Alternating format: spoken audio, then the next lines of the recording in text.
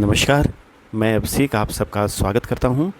मैं आज चंद्रयान 3 और अब तक के जितने भी मून मिशन हुए हैं वर्ल्ड वाइड, उनसे जुड़े हुए सारे घटनाक्रम जो मून मिशन के पिछले 60 सालों 60 इयर्स में घटित हुए हैं, ये सारे मैं अगले चंद मिनटों में ख़त्म करूंगा, जिससे जितने भी बच्चे हैं उन्हें मून मिशन के बारे में सिर्फ जानकारी ही नहीं वरन कुछ महत्वपूर्ण प्रश्नों के उत्तर, जैसे चंद्रयान 3 का डेस्टिनेशन पॉइंट साउथ पोल ही क्यों चुना गया, इस अभियान की सफलता से भारत का स्थान विश्व पटल पर क्या होगा, इसकी लैंडिंग के चैलेंजेस क्या क्या हैं, संभावनाएं अगर ये मिशन सफल होता है, या उद्देश्य इस अभियान का क्या है, आखिरी क्षणों में सॉफ्ट लैंडिंग कैसे होती है, स्टेप बाय स्टेप उसका एक्सप्लेनेशन, और ये चांद पर पहुंचकर काम कैसे करेगा। इन सब का उत्तर आप खुद ब खुद दे लेंगे यदि शुरू से अंत तक मेरे साथ बने रहते हैं। साथ ही साथ अन्य कौन से देश हैं और उनके द्वारा कौन सा मिशन अब तक यहाँ पे एक्सपीडिशन में शामिल रहा है, उनके विषय में, और वो भारत को किस तरीके से देखते हैं, और आज जो 5:20 पे लैंडिंग होगी वो किस तरह से होगी और वैज्ञानिक उसे किस तरीके से ऑब्जर्व करेंगे, ये सब आपको चंद मिनटों में खुद ब खुद समझ में आ जाएगा। चंदा मामा दूर की पुए पकाएं पूर के, आप खाएं थाली में हमको दे प्याली में। ये कविता बचपन में लगभग हर एक भारतीय बच्चा अपने माँ बाप, दादी दादा और नानी नाना से सुनकर बड़ा होता है।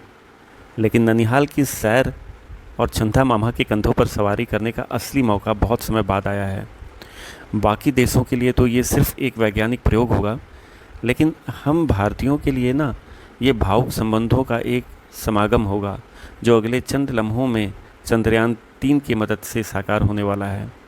इससे पहले कि मैं इस मिशन के लैंडिंग या आखिरी क्षणों के विषय में कुछ बताऊं, मुझे पूरा यकीन है कि भारत के इस प्रयास की सफलता के बाद हमारे हौसले ना विश्व पटल पर और भी बुलंद होंगे। और जब मैं ये सब आपसे कह रहा हूँ तो मेरे दिल की धड़कनें बस एक ही बात कह रही हैं, एक ही आवाज़ बाहर निकल रहा है, और वो है सारे जहाँ से अच्छा हिंदुस्तान हमारा। जय हिंद, जय भारत। आइए मैं शुरू करता हूँ। 14 जुलाई 2023 को श्रीहरिकोटा लॉन्च साइट से चंद्रयान 3 की लॉन्चिंग होती है। ऐसा नहीं कि ये पहली बार इस अभियान से भारत जुड़ रहा था अपने मून मिशन। इसके पहले 2008 में चंद्रयान 1 के ज़रिए भी मून मिशन को एक नई दिशा देने की कोशिश हो चुकी है इसरो के ज़रिए। उस समय चंद्रमा के 100 से 200 किलोमीटर ऑर्बिट में रहते हुए ना, ये जो लैंडर था वो करीब 3400 से अधिक परिक्रमा उसने की थी, और बहुत से इन्फॉर्मेशन भारत को मिले थे वहाँ से। लेकिन ये मिशन जब कनेक्टिविटी टूट गया कुछ समय के बाद, परिक्रमा करते करते ही, और फिर उसके बाद वो मिशन वहीं पे समाप्त हो जाता है, चंद्रयान 1।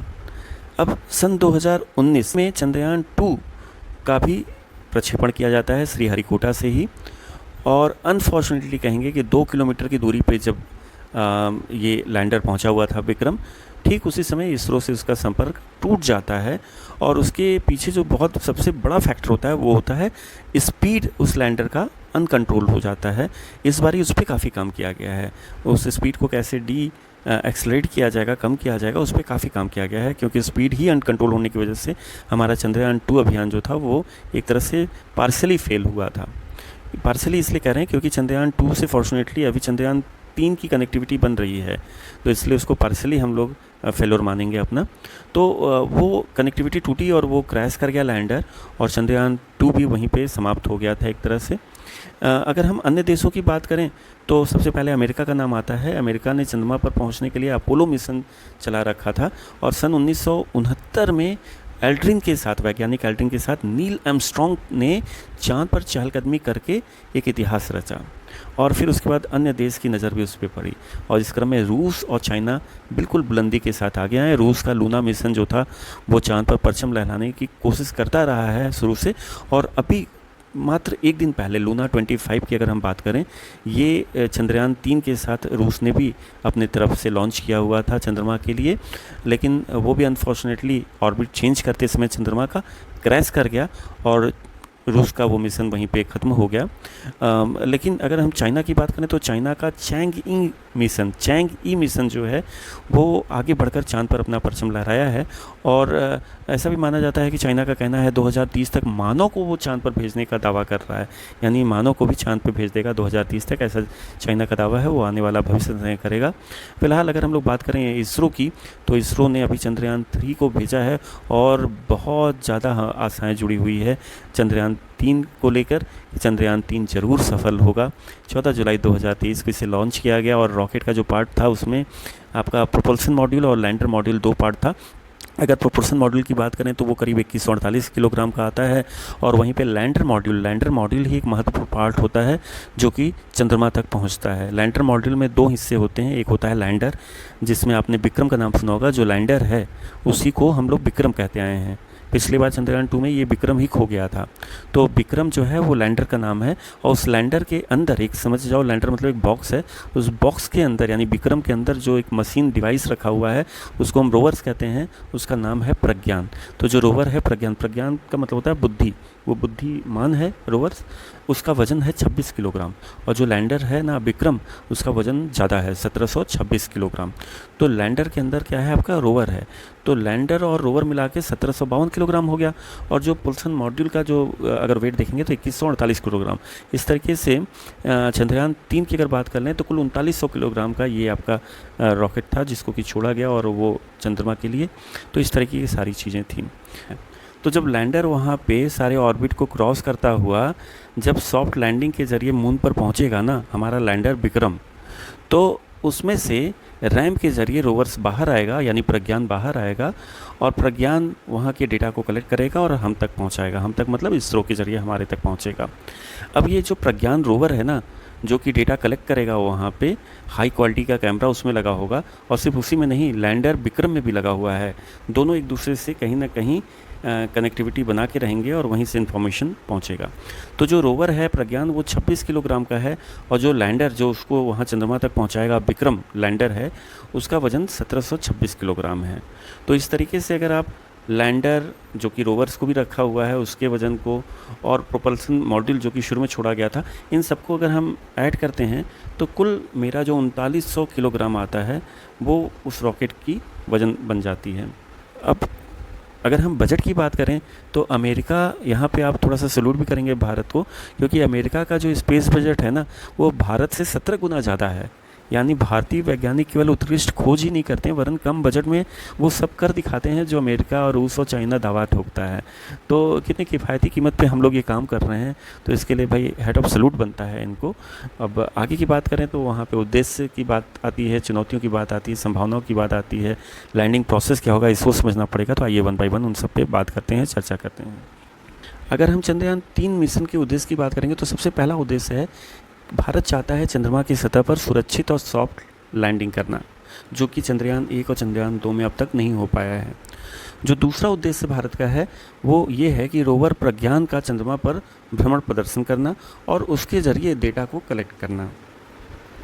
तीसरा जो महत्वपूर्ण उद्देश्य है वो ये है कि साउथ पोल पर अब तक कोई भी देश नहीं पहुंच सका है, तो सबसे पहले अगर भारत पहुंचता है तो अपने आप में एक इतिहास रचना हो जाएगा, और स्पेस रिसर्च में अपना दावा कहीं ना कहीं ताल ठोक कर भारत भी सामने रखेगा अन्य देशों के सामने। और जो सबसे महत्वपूर्ण है वो है वैज्ञानिक प्रयोगों को आगे दिशा देना। अब ज़रा संभावनाओं की बात कर लेते हैं हम कि क्या अपॉर्चुनिटीज़ भारत के पास बनती है अगर हमारा जो लैंडर है वहाँ अच्छे से लैंड कर जाता है। जो भी वहाँ पे खनिज या और मटेरियल्स हैं चंद्रमा पर, उनके विषय में हमें जानकारी मिल पाएगी। वहाँ पे पानी, जो कि शुरू से ही एक चैलेंज बना हुआ है कि क्या चंद्रमा पर पानी है कि नहीं, तो ऐसा माना जाता रहा है पीछे के अभियान से कि कुछ एस्ट्रॉयड जो बम्बार्डमेंट लगातार होता है चंद्रमा पे एस्ट्रॉयड का, उसके ज़रिए वहाँ पे मोती कुछ बनते हैं और उन मोतियों में पानी का कुछ अंश पाया गया है। और ये भी माना जा रहा है कि चंद्रमा के सतह के अंदर पानी मिल सकता है, ऐसी संभावनाएं हैं। तो अगर पानी मिलता है तो पानी का सूत्र हम लोग जानते हैं H2O होता है, वहाँ से हम लोग को ऑक्सीजन मिल सकता है। तो चंद्रमा पे कहीं ना कहीं जीवन के लिए एक शुरुआत इसे कह लीजिए कि बन सकती है, पानी और ऑक्सीजन की जो कमी है वो पूरी हो सकती है। ये एक संभावनाएं बनती है वहाँ पे। फ्यूल भी मिल सकता है। फ्यूल से क्या होगा कि भविष्य में ये माना जा रहा है कि अगर हम वहाँ से कोई रॉकेट लॉन्च करना चाहते हैं दूसरे प्लैनेट पे तो या दूसरे ग्रहों पे, तो वहाँ पे ये फ्यूल जो है, जो फ्यूल आपको मिल रहा है चंद्रमा पे, वो काफ़ी कारगर साबित होगा। और थोड़ा सा अगर देखा जाए तो जियोलॉजिकल एक्टिविटी जो होती हैं, जियोलॉजिकल एक्टिविटी अगर हम कहते हैं तो चंद्रमा पे इन्वायरमेंट कैसा है, क्या अर्थक्वेक की भी संभावनाएं वहाँ होती है या हो चुकी है, तो इससे जुड़ी हुई जानकारी व विश्लेषण हमें वहाँ के विषय में बहुत अच्छे से मिल जाएगा। और सबसे मज़ेदार बात यह है कि अगर वहाँ पे जीवन की संभावनाएं हैं तो मानव बस्ती क्या भविष्य में वहाँ पे बसाई जा सकती है, इस पर भी हम बहुत ही अच्छी तरीके से कुछ प्रेडिक्ट कर पाएंगे। एक जो सबसे बड़ी संभावनाएं है और इससे कोई भी कंट्री जो वहाँ पे पहुँचती है सबसे पहले वो दावा ठोक सकती है मून स्टेशन बनाने की।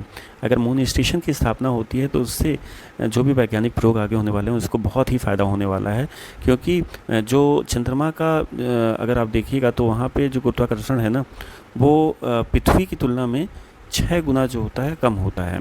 यानी कि अगर आप यहाँ से कोई लॉन्च करना चाहते हैं व्हीकल, रॉकेट लॉन्चर, तो आपको यहाँ पे जो एक उसका खिंचाव होता है ना, पुलिंग फोर्स, वो चंद्रमा पे 6 गुना कम हो जाएगा।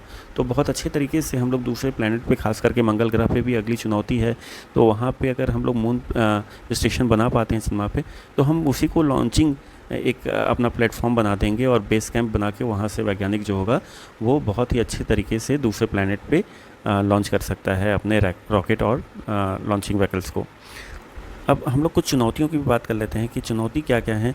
चूँकि हमारा जो लैंडर है, हमारा जो रोवर्स है, यानी विक्रम और प्रज्ञान, सब तो तैयार हैं और अपने चंद्रयान 2 में देखा था कि सब तो तैयार थे, लेकिन फिर भी सब कुछ वहाँ पे वैसा नहीं हो पाया जैसा हमने सोचा था। तो कुछ चैलेंजेस तो हैं ज़रूर, उन चुनौतियों का सामना भी हमें करना है। पहली चुनौती तो यही है कि सॉफ्ट लैंडिंग कैसे स्मूथली हो पाए। दूसरा ये है कि क्यों नहीं हो पाता, क्योंकि वहाँ पे बिल्कुल पाउडर की तरह डस्ट होते हैं, बहुत ही फाइन डस्ट होते हैं वहाँ पे, और वो इतने फाइन डस्ट होते हैं जैसे कि हम लोग चेहरे पे पाउडर लगाते हैं उस तरीके से। तो वो एक बहुत बड़ा चैलेंज होता है कि हाई क्वालिटी कैमरा भी देख नहीं पाता है, या अगर वो लैंडर लैंड करता है तो वो डस्ट इतने तेज़ उड़ने लगते हैं कि जो सॉफ्टवेयर लगे हुए हैं उसको भी कई दफ़ा ख़राब करने की एक डर बना रहता है वहाँ पे। तो इस डस्ट से बचने का एक तरीका ये सोचा है कि जब हमारा लैंडर जो है, जिसका नाम कि हम लोगों ने रखा है विक्रम, जब वो लैंड करेगा तो इसरो ने ये सोचा है कि 4 घंटे तक लगभग कोई एक्टिविटी उसे नहीं करना है, पूरी तरह से लैंडर को बंद कर देना है। अभी लैंडर 4 घंटे तक बंद रहेगा और फिर उसके बाद 4 घंटे बाद वो फिर से एक्टिवेट हो जाएगा और उसमें रैंप जो लगा होगा, उस रैंप के ज़रिए हमारा जो रोवर है प्रज्ञान, वो बाहर निकलेगा और फिर वहाँ चहलकदमी करना शुरू कर देगा। तो ये तो पहला चैलेंज है कि हम वहाँ के फाइन डस्ट से कैसे सामना करते हैं। दूसरा ये है क्रेटर्स। अभी जो फ़ोटो आए हैं चंद्रयान 3 से, उसमें कुछ क्रेटर्स मिले हैं। क्रेटर्स मतलब बड़े बड़े गड्ढे मिल रहे हैं, और ये गड्ढों की जो डेप्थ है वो मानी जा रही है कि भाई ये किलोमीटर्स में हैं। कुछ लोग कह रहे हैं ये 4-5 किलोमीटर या 10 किलोमीटर के भी गड्ढे हो सकते हैं, और उससे ज़्यादा गड्ढे हो सकते हैं। तो ये एक दूसरी चुनौती है, और इन क्रेटर्स से बचा के हमें एक मतलब सेफ़ लैंडिंग करवानी पड़ेगी अपने लैंडर्स की।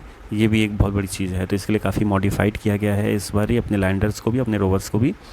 तीसरा जो एक बहुत बड़ा चुनौती है वो जानकारी भी आपके लिए है कि भारत का एक दिन जो होता है वो चंद्रमा के 14 दिनों के बराबर होता है, या थोड़ा सा उल्टा मैंने कर दिया, माफ़ कीजिएगा।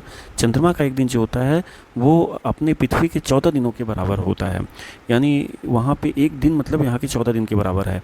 और सबसे बड़ी जानकारी मैं आपके साथ शेयर करने जा रहा हूँ, जो हमारा ये रोवर्स या लैंडर है ना, ये 14 दिनों की स्टडी के लिए ही भेजा जा रहा है। एक लिमिटेड टाइम पीरियड के लिए हम लोग वहाँ पर स्टडी में भेज रहे हैं कि 14 दिन तक ये काम करेगा। सोलर पैनल लगे हैं, वो चार्ज होगा, हो सकता है अगर तो रात को भी वो सर्वाइव कर जाए तो बहुत अच्छी चीज़ है। थोड़ी सी उसमें शंका इसलिए बन रहा है कि रात के समय में चंद्रमा पे जो टेम्परेचर का आकलन किया जा रहा है वो करीब -200 डिग्री सेल्सियस से 250 डिग्री, -250 डिग्री सेल्सियस होता है।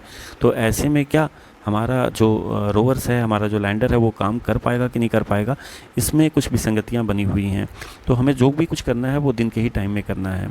तो इस चीज़ को भी हम लोग एक चुनौती के रूप में लेके चल रहे हैं कि किस तरीके से हमारा प्रज्ञान वहाँ पे काम कर पाएगा। चौथा जो है वो ये है कि ये सारी चीज़ें जो हैं उसको एग्जीक्यूट करना है, और सारी इन्फॉर्मेशन को, डेटा को बहुत ही बारीकी से हमें कलेक्ट करके और फिर उसके एग्जीक्यूशन पे काम करना है। तो ये चुनौती तो इसरो बहुत ही अच्छे तरीके से जानता है कि कैसे उसे आगे इस पे काम करना है। अब हम बात कर लेते हैं कि लैंडिंग आखिर कैसे होगा। लैंडिंग का मतलब है टच डाउन प्रोसेस कैसे होगा, कैसे चंद्रमा पे हमारा लैंडर जो होगा वो लैंड करेगा, जहाँ पे फाइन डस्ट भी हमें मिलने हैं, जहाँ क्रेटर्स की भी खतरे हैं और जहाँ वो टेम्परेचर का भी एक खतरा बना हुआ है। तो उसके लिए ये है कि लैंडर पहले तो लैंड करेगा, एक सॉफ्ट लैंडिंग होगी। हम लोग स्पीड को लेके इस बारी काफ़ी ज़्यादा अपने आप को फोकस किए हुए हैं, क्योंकि चंद्रयान 2 के अभियान में सबसे बड़ा प्रॉब्लम आया था कि उसकी स्पीड इतनी तेज़ बनी हुई थी कि हम लोग उस स्पीड को कंट्रोल नहीं कर पाए थे और 2 किलोमीटर की दूरी पे जाते जाते हमारा जो लैंडिंग मॉड्यूल था वो उसका संपर्क पूरी तरह से टूट चुका था और वो अल्टीमेटली अपने स्पीड की वजह से ही क्रैश कर गया था टकरा के चंद्रमा पे। तो अभी यहाँ पे लेज़र गाइडेड कैमरा लगे हुए हैं हाई टेक्नोलॉजी और हाई टेक्निक के, तो वो कहीं ना कहीं गाइड तो करेंगे ही करेंगे, लेकिन साथ ही साथ ये भी रखा गया है कि भाई 25 किलोमीटर ऑर्बिट में, जैसा कि अभी आप देखते होंगे इसरो के साइट से भी पता चलता होगा कि 25 किलोमीटर के ऑर्बिट पे चंद्रमा के अपना चंद्रयान 3 आज के समय में चक्कर काट रहा है। अब ये क्या होगा कि जैसे जैसे ये थोड़ा सा करीब पहुंचता जाएगा, क्योंकि 25 किलोमीटर से चंद्रमा के सतह पे पहुंचने में मात्र 15 मिनट लगेगा, 15 से 18 मिनट के अंतराल पे ये दूरी तय करके अपना लैंडर आराम से चंद्रमा की सतह को टच कर जाएगा।